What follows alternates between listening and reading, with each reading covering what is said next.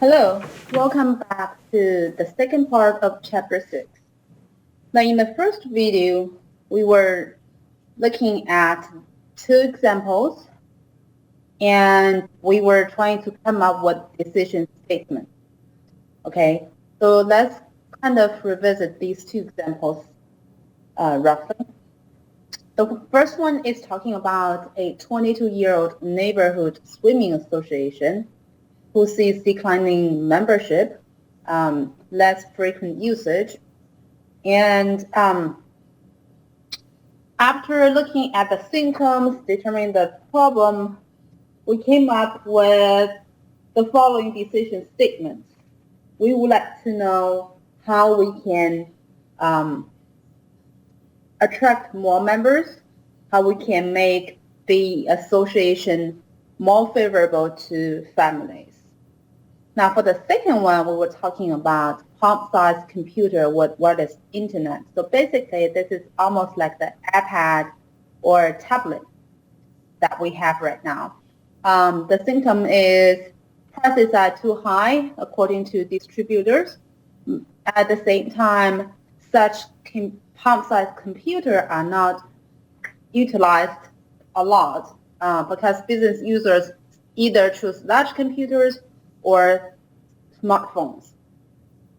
So the decision statement we come up with is what can be done to improve the attractiveness of such computers, and we can work down to increase the sales in B2B markets. So that's the decision statement. Now let's continue to our next step in problem defining. That is, we want to come up with research questions and then hypotheses. Okay? So first of all, research questions. Now the research questions needs to be very specific. Okay? In particular, when we come up with research questions, basically the answers to those questions will be the solutions that we will eventually propose to the management. Okay, so here's one example to show you what we mean by being specific. It says, is advertising copy 1 better than advertising copy 2? Okay, well, this is apparently could be a research question, and apparently the management decision will be if one is better than the other, then the first one will be adopted. Okay. So what is the potential issue with this one? Well, the potential issue is this is not specific, okay? When we talk about better, okay, it is not something that is well defined, okay? What do you mean by better? How do you measure that? Okay, are you talking about more sales being better? Are you talking about making better image, making the brand the image of the brand better? Is that better? Or are you talking about improving consumer confidence? That's better. Okay. So there are several ways we can define better in this case, and therefore this research question is not specific. Okay. So we need to carefully define if we want from the advertising copy is more sales, then we would say it's advertising copy 1 resulting higher sales than advertising copy 2.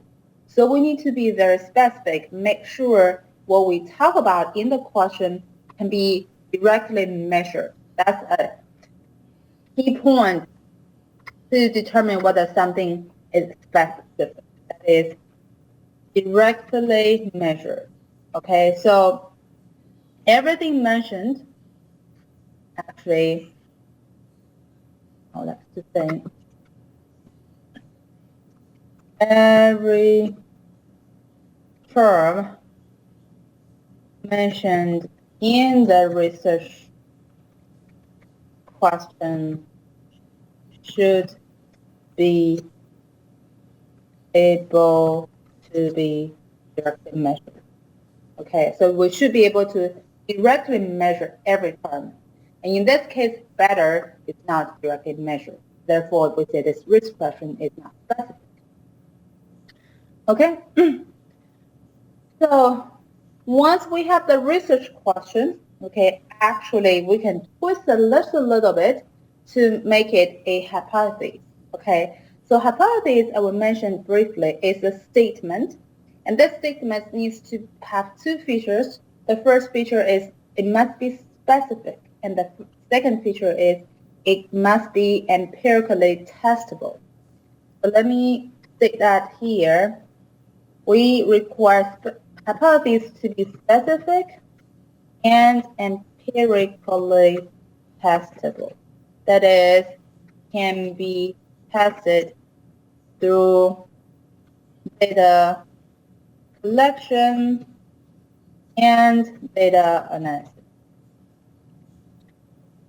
That's the typical criteria we use to judge whether a hypothesis is a good one or not. So it needs to be specific, just like the research question. It is something that we can measure directly, okay? And it also has to be empirically testable. That is, if it's a statement, we can collect data, we can use some statistical tools to empirically test whether the statement is true or not. That's what we look for hypotheses. Now, for example, for the first one, for this research question, if we change the research question to something like, is advertising copy 1 resulting higher sales than advertising copy 2, we can twist that statement a little bit into a hypothesis saying that advertising copy 1 results in higher sales than advertising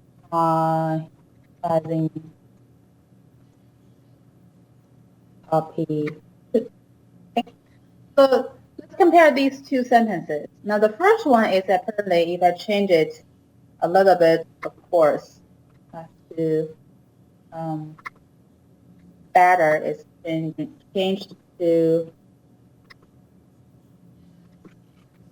resulting in more sales. Okay?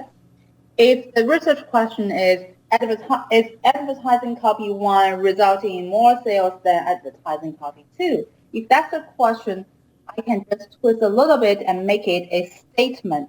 Now the statement apparently reflects my expectation, that is, I expect copy 1 to result in higher sales than copy 2. And this is something I want to empirically test to determine whether it's true or not. At this point, I think that should be the case. I would expect copy 1 to be better in terms of sales, but I need to verify that before I determine to adopt copy 1. Okay? So that's the kind of the relationship between research questions and hypotheses.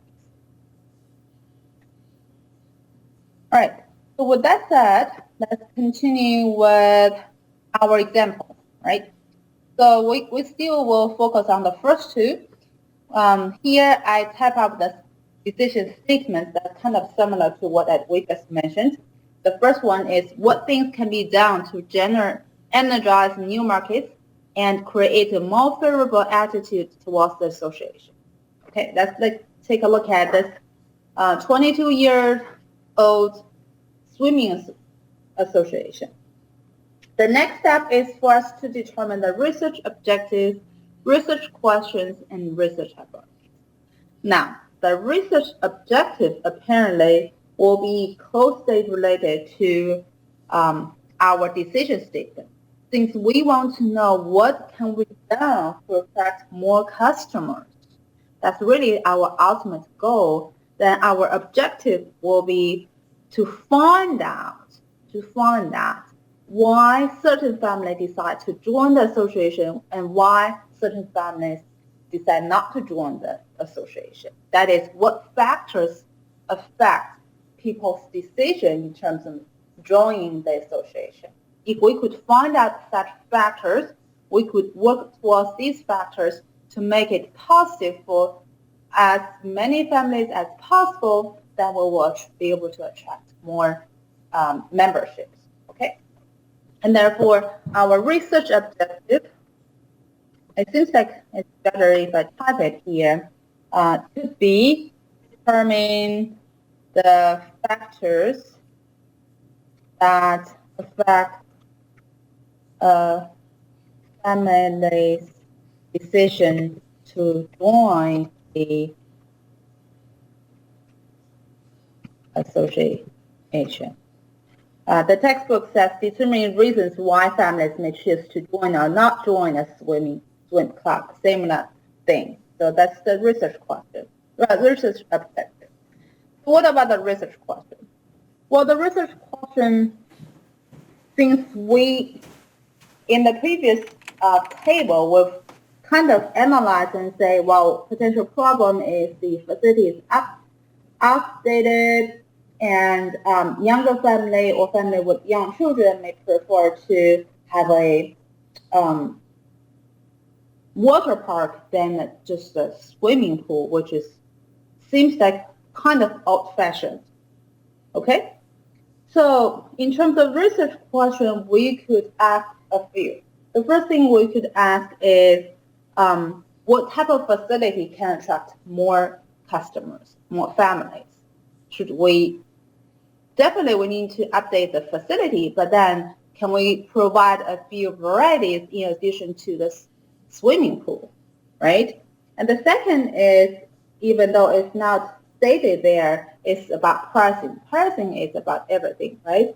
We would like to know, so what kind of pricing will be appropriate, and is pricing the most important factor that affects families' decision? It may not be the case. Some families may prefer to even spend more just to enjoy the water park. So we need to find out whether pricing is an issue or not. And therefore, this research question is, what kind of facilities, what type of, that's better, what type of facilities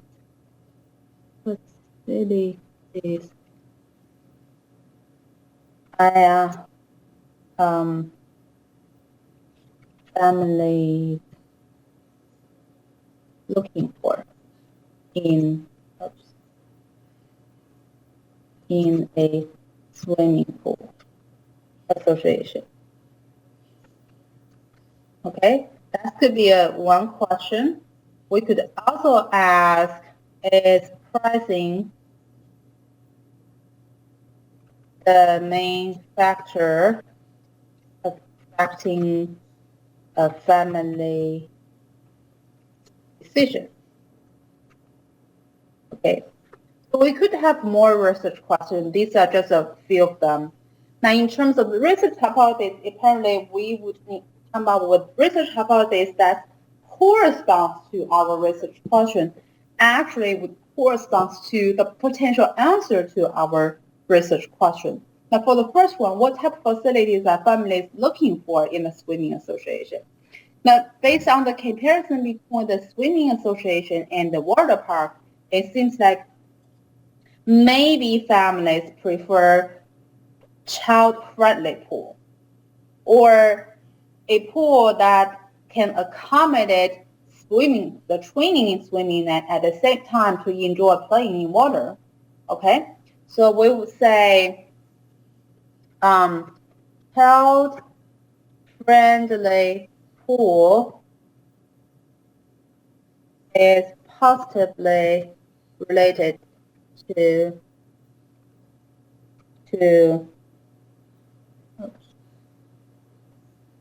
a family's decision to join the members, the association. See, that's a statement that corresponds to the first question. What type of facilities are families looking for? And our guest tells us they look for child-friendly.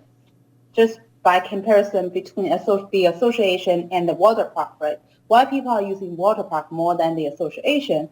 While the outdated facility is one thing, maybe the other thing is now in this community, there are more families with young children, and they prefer to have a child-friendly pool. Okay, children would enjoy going to the pool, not just go there to do real serious training. So that could be one hypothesis. And if we have two research questions, at least we need to have another one to correspond to the second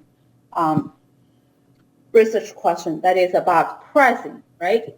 So in terms of pricing, maybe in the past, the facility, that the association is providing only one pricing schedule. That is, you pay the membership, you pay a monthly fee and use the facility. What if you provide some flexibility? What if you allow people to purchase partial membership, that is maybe 6 months? What if you allow people to make payments, make installments for the whole price? Okay, so the second hypothesis could be flexible pricing policies positively related to a family's decision. Or we could say flexible policy could increase membership, could encourage more families to sign up with the association, similar things like that. So these are the hypotheses that corresponds to the research question. All right, let's take a look at another example. The second one, recall that is about the palm-sized computer, right? Now, again, the manufacturer will be interested to know what changes they can take to improve the competitive position or to improve the usage and also the demand of their products, right? So what things can be done to improve competitive positioning of the new product in B2B market, right? Now the objective, the research objective, would definitely look into features that could be used to attract more usage, okay? Therefore, the research objective could be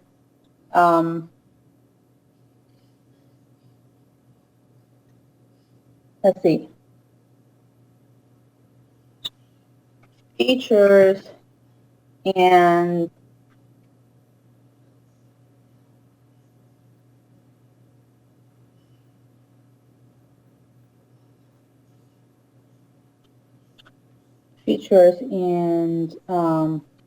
actions that can be taken to improve customer attitude towards using product. Okay? And the features and action apparently will need to respond to the problem. That is, people find the pricing to be high. The second thing is people just don't find a need to use it. And in addition, there's high transition cost, right? When you transition from one system to the other, when you transition from one function to the other, there's always transition cost. Why should I take time to learn something new since after all, I've already got something that I can use, right? So for the research question, we'll ask what factors that we could do to reduce the transition cost, switching cost, and what can we do about to change the pricing of the product, right? So research question could be, what are the factors that can reduce. The textbook says what factors that most lead to perceptions of a high switching cost. I changed it a little bit. Of course, what's in the textbook is also correct. To me, I would be more curious to know, or I think it's more important to know what factors could reduce transition cost. Transition costs. For example, the manufacturer could maybe offer trainings, free trainings, frequently to let their customers learn the tablet, learn that product better, and appreciate that product. Sometimes there are stuff that, you know, personally, if there's something new, even if it's very convenient, if it's very useful, I just don't find this urgent to learn how to use this new technology. And nowadays, especially, we have so much going on. Think about it. This is for business, right? Every day we have so much going on, and we just don't find this need or time to say, okay, let me sit down and learn this new technology, right? So if the manufacturer could provide more training, then people will really allocate a block of time to sit there and learn this new feature. And once you use it, you just can't live without, right? Like our smartphone. I can recall in the previous several years, I have been resisting to use the smartphone for a long, long time for several reasons. One is I often heard people saying that once you have a cell phone, you became the slave of your smartphone, right? You have to check an email all the time. You have to check a message all the time, and you will feel so lost, so disconnected, so uncomfortable if you ever can't find your smartphone, right? So there's this just, I guess it's human nature. We just have this tendency to resist new things in general, especially when we don't have time for it. And therefore, for the manufacturer, it's important for them to help people to reduce this transition cost. And the second is also what pricing can I guess improve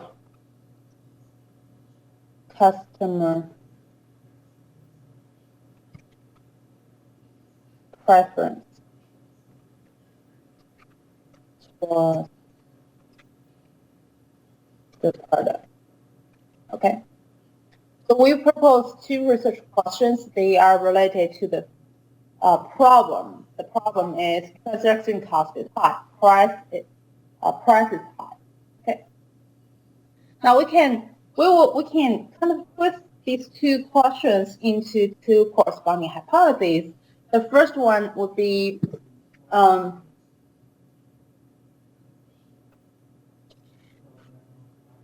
let's say providing free trainings can reduce transition cost. By the way, you might think, of course, if you provide free training, that would definitely reduce the transition cost. Well, actually, it depends. Maybe you offer to provide free trainings, but for the company, they say, well, for training, there's still time. Time is money, so they may not like that. So you may not be able to reduce the transition cost through training. Okay. The other thing, when think about this transition cost, the other thing I can recall is one day I was reading the news and there was one article talking about, I believe it's Apple. They come up with an app, I think. It's on Android system. If you are not using SO system, if you are using the Android system, right, and you're transitioning from that system to ISO, right? Definitely there will be transition cost. What they did is they come up with an app that will smooth out the transition, that will get you familiar with the ISO system, that will get you used to the ISO system. And once you really transit to an iPhone, you don't feel a lot of transition cost. So that's another way to have to reduce transition cost. And there could be other ways. As a researcher, you just need to sit down. It's not something that you can come up with within 5 minutes. It is something that you need to sit down, think carefully, do a lot of research, consult other situations, conduct other cases to eventually come up with a list of potential things you can do to reduce transition costs for this example. Okay, so another research hypothesis, pricing can improve customer price towards the product. It could be, let's say, promotions, or let's say periodical promotion. I believe that's how I should spell it. Will increase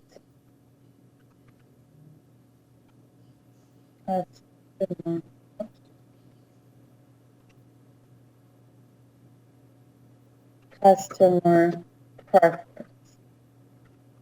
Okay. So the second hypothesis is could be periodical promotions will increase customer preference, and then they would find the product more attractive.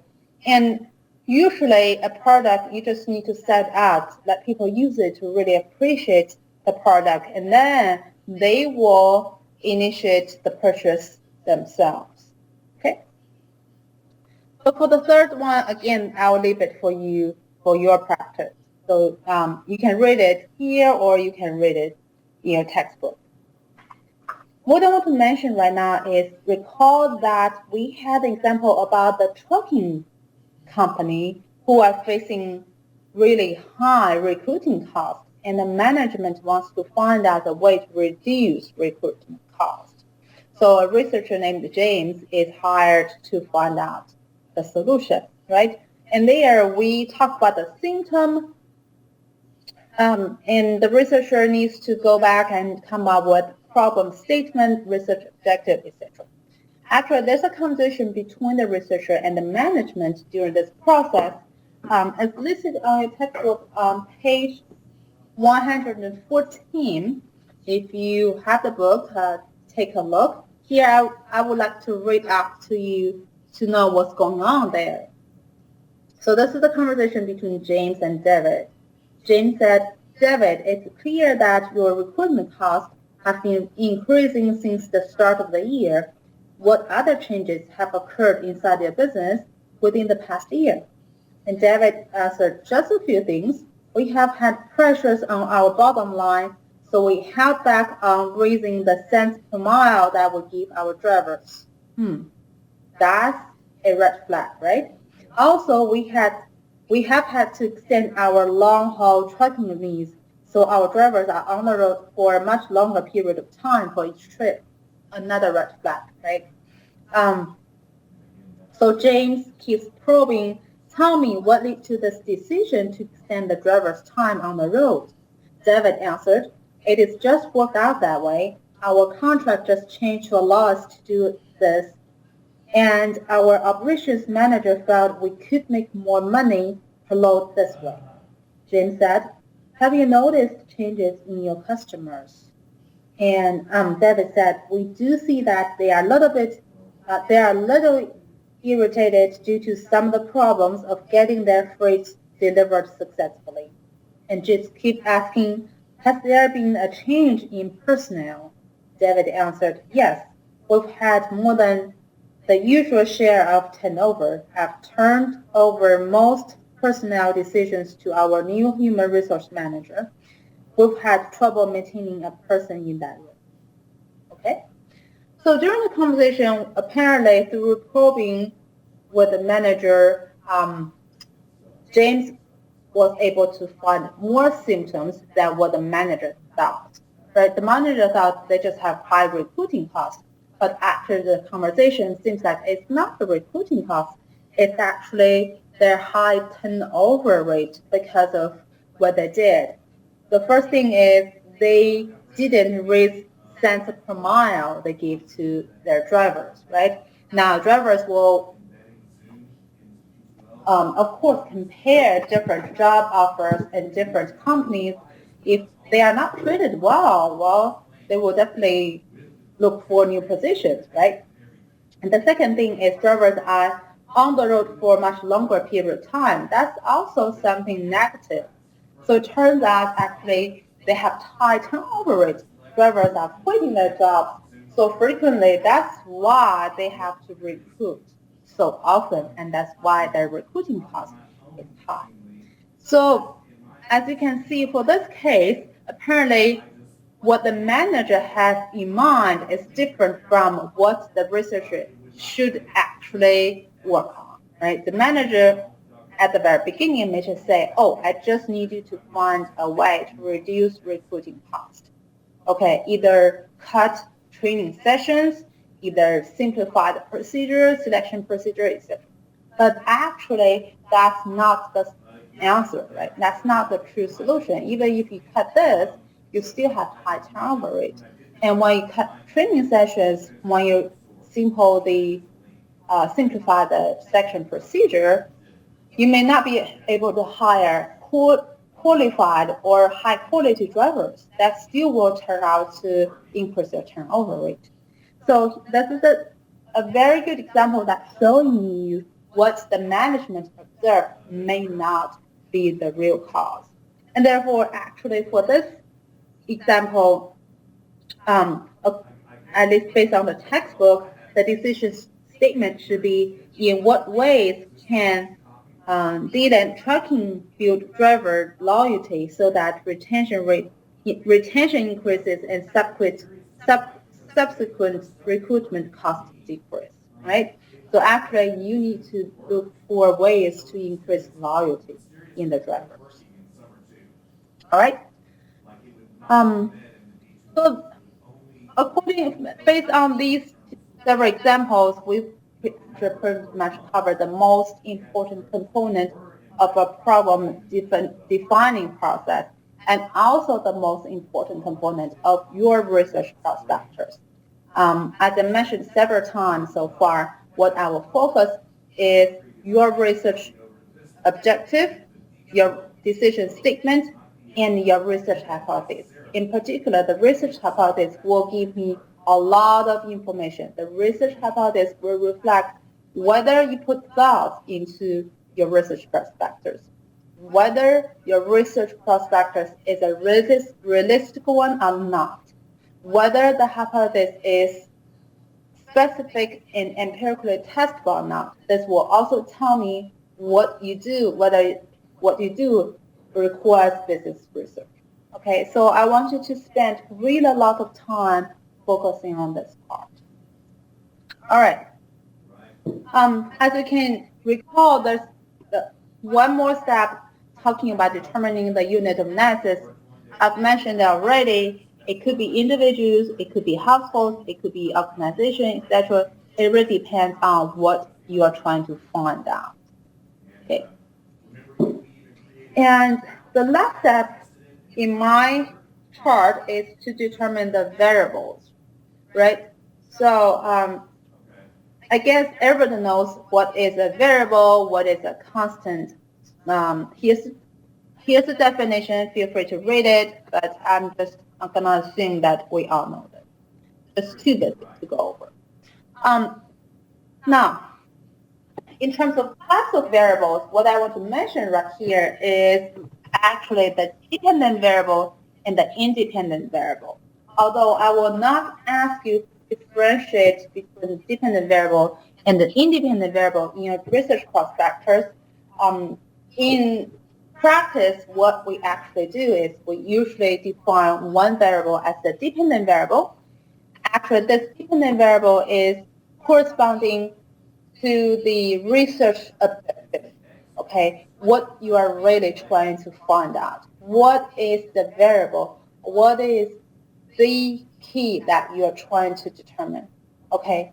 For the association example, we're trying to find out what affects a family's decision to join the association. And therefore, for that case, the dependent variable for us is whether a family joined the association or not. Okay, that's the dependent variable. Now the independent variable will be the variables that could affect the dependent variable. For the association, again, we would be looking at factors that would affect a family's decision to join the association. Once we can identify these factors, we could work towards the factors to improve the felicity and improve the image, then increase membership. Okay, so that's differentiation. Well, how much time should be spent on problem definition? Actually, a much higher portion of the time than what you would think. Okay, actually, I would want you to also spend much time. It's not, I guess I don't, let me put it this way. I would expect you to put more time thinking than really typing up your research prospectus. Okay, because you really need to think clearly, carefully, list all potentials.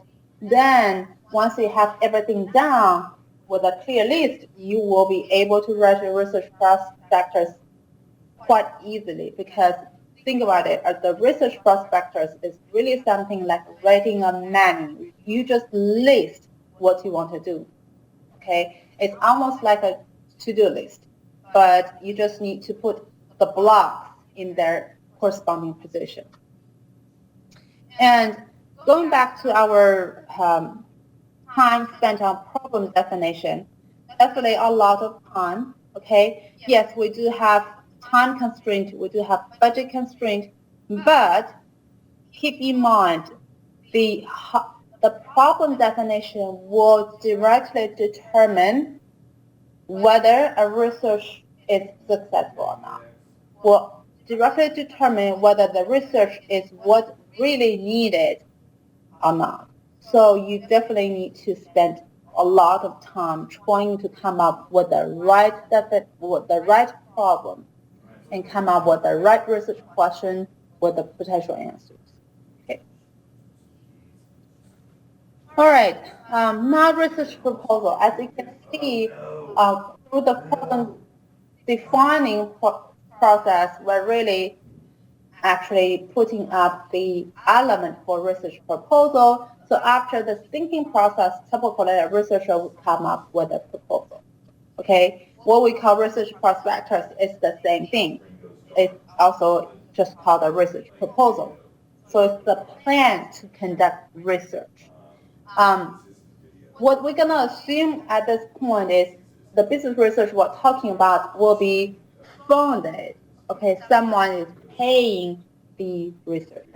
Okay, now if someone is paying you to do the job, right, they definitely want something useful, they want something on time, and they also need to know their money is put on good use. And that is why you need to write a proposal to tell them, look, I'm going to take the following steps to try to resolve this problem. It did. Right? So another purpose of writing the research proposal or writing the research prospectus is, look, you can have many conversations with the management, okay? And you may take notes. The management will also take notes. But not taking notes is not everything. You probably won't be able to write down everything you talk about. Have to go 44, so 6 minutes. Writing a research proposal is almost like signing the contract with the management. After all, once you write a research proposal, you should submit to the management for approval. And once both of you agree this is what the management wants, you two should sign on the proposal to confirm, yes, this is mutually agreed. And this is to avoid later situation when after you conduct the research, you go back to the management may say, this is not what I want. Well, you definitely can come up with this research proposal signed by both parties and say, look, this is what we agreed on first, right? To avoid any arguments afterwards.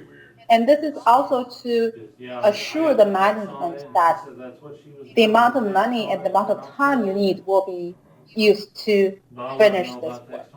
Okay? So as you can tell, the research proposal will be the main assignment in our course. One thing I really do expect you to be able to do by the end. Lastly, I don't, this is not required, but sometimes it's actually very useful to use dummy tables. So the dummy tables will actually be used to list expectation. Now, since you are conducting a research to solve some problem, okay, and in the hypothesis, you will actually also show your expectation, show that you expect factor A to positive affect your dependent variable. Show that your factor B will be negatively related to your dependent variable. So you want to use a dummy table to list expectations, and such table could, number one, help management to understand what results you will be given to them, and also tell management, look, these are the expected results, and the management could review it. Maybe if they have a different opinion, they may provide more insight, or they may provide their opinion to help you to revise your expectation. Okay, so this is an example of the dummy variable. Okay, and this is related to our tracking example, right? And here, recall that we are trying to determine how to retain workers, how to build loyalty, right? So what we're trying to do here is we're really trying to find what factors affect a driver's loyalty the most, okay? Here we list increased cent per mile. That's increased monetary incentive. The second is the number of long-haul routes per month. Apparently, this should be per month. And days of off per month, vehicle quality, benefits provided. Okay? The rank of the importance. You are listing them in terms of from the highest to the lowest, but this is the expectation. This is only the expectation. You're using this dummy table to kind of list your expectation, and then apparently you're going to need to conduct analysis to determine whether what you run is correct or not. And once you are able to think about it, once the researcher finished this research, he could report to the management and say, look, drivers regard monetary incentive as the most important thing. Okay, so if the management, actually the owner, wants to make any changes, the first change should be increased cents per mile, because that's the most important factor in building loyalty. Okay, so that's the dummy table. This actually is commonly used in practice to just clarify and list researchers' expectation. And by the way, this expectation is just expectation. It may not be supported, which is fine, which is okay, which is actually happens quite a lot, because your expectation may not be totally correct, absolutely correct, right? So that's all about this chapter number 6. I think this is a very important chapter. It will help you a lot with your research prospectors. Okay, so that's it. I'll see you next time. Bye-bye.